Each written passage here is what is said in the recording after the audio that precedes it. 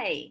Um, I have with me today three illustrious English teachers from Noel Academy who are going to help us dissect the life and the poem of Emily Dickinson, who's the inspiration for my tiny birds.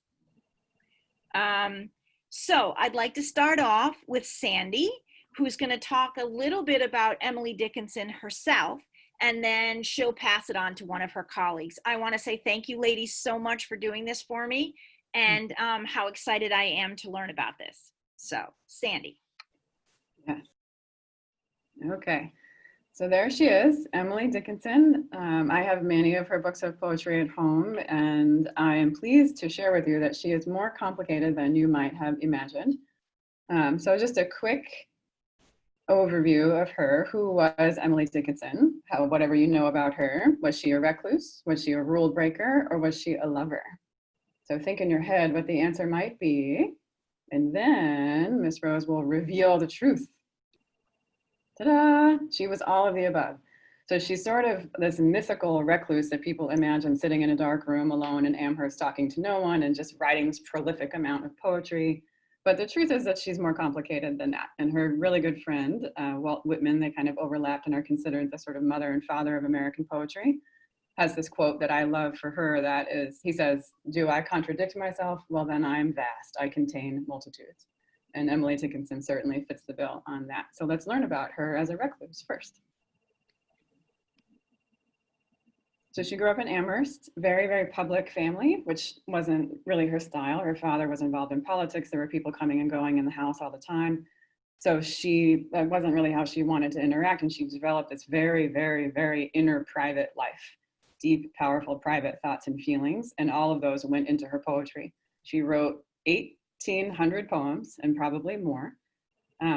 Almost nobody knew except for her sister-in-law, and she had stuffed them all in the drawers of her dresser and bureaus and writing desk. And if you go to her house now, you can actually go into her room and see her writing desk where she wrote all of this poetry.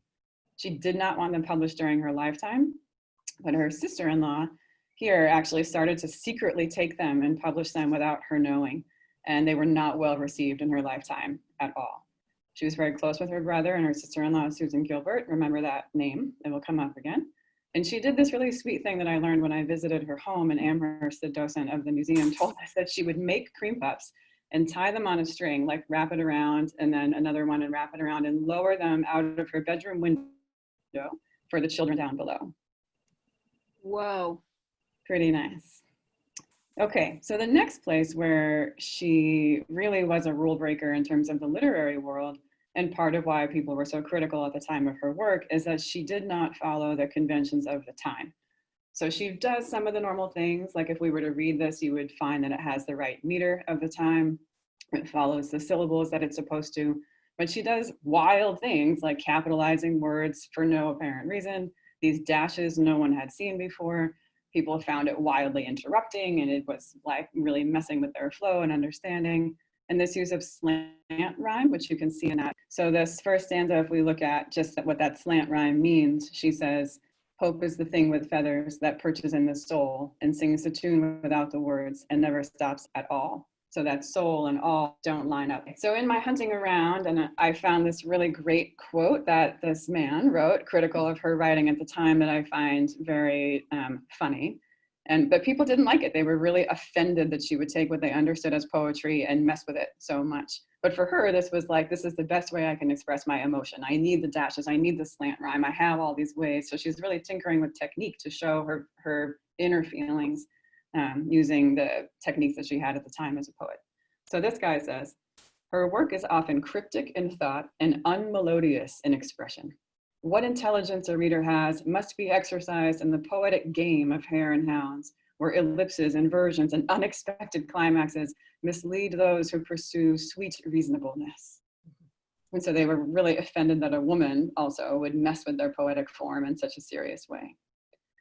So speaking of her as a rule breaker, we will transition over to her sister-in-law. This is Susan Gilbert. So Susan Gilbert, when they showed up at their home, she was a mathematician. She had been orphaned as a child and had this sort of odd path in life. And as soon as Emily saw her there at her front door, she fell in love with her, just in that moment. And so they made this arrangement. Her brother actually also fell in love with her. So she married Emily's brother and then spent all her time with Emily, which was this very little known fact, very chaste relationship. They would go for walks in the woods and sometimes their hands would touch or they would even hold hands, which wasn't uncommon to see women at the time be affectionate that way. But for them, it meant much, much more. And she had written all these letters. Susan was often in Washington, D.C. and traveling because she was so deeply immersed in academia and mathematics, which was also unusual for a woman at that time. So these quotes are just from some of the letters that she wrote to Susan, but then also in her own kind of journaling about her. And I think as a scholar of her, that this kind of passion and unrequited and the stifled expression of love is what feeds all that kind of poetic breaking of the rules that people didn't like at the time. So we'll just read one of these. The last one, I think, really captures the confines that Emily finds herself in. When I look around me and find myself alone, I sigh for you again. Little sigh and vain sigh, which will not bring you home. And some of that, I think, and other people think, that's what drove her into being more reclusive, that she just could not be out in the world carrying the pain of this love that she had for this woman that could never be.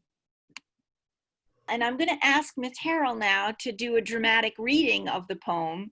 And for those of us who have not read the poem or would like to hear it again before we hear the analysis from Kristen. Thank you, Rose.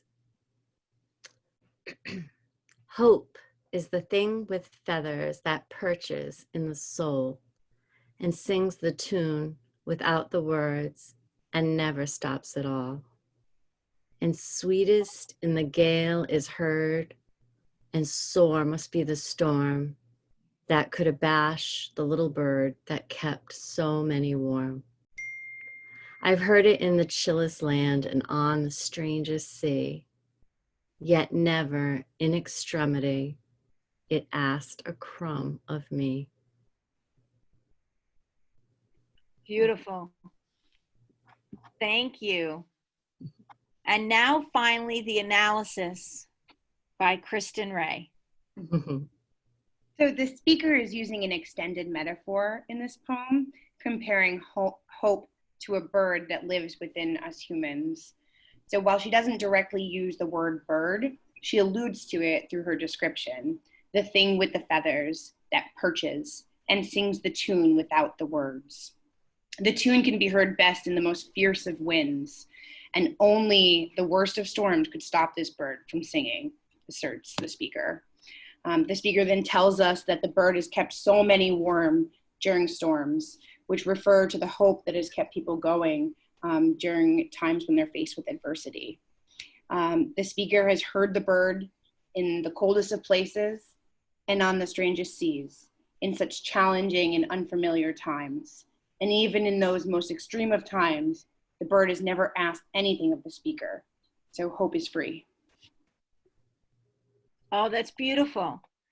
And that really fuels my passion even more to make my little birds. And I was telling my esteemed colleagues, my panel here on my talk show, that I made several of these just sort of as a way to keep me hopeful. And I took a branch from the yard and put them on a branch. The first time I ever saw them, they were in a mobile above a baby's bed, and held in place by a little button at the bottom and a string around an embroidery hoop. And I made several of them for my friends and would just put them in little Ziploc bags with the poem and stick them in their branches or in their mailboxes. And so, without further ado, thank you so much. Let's make some of these ourselves.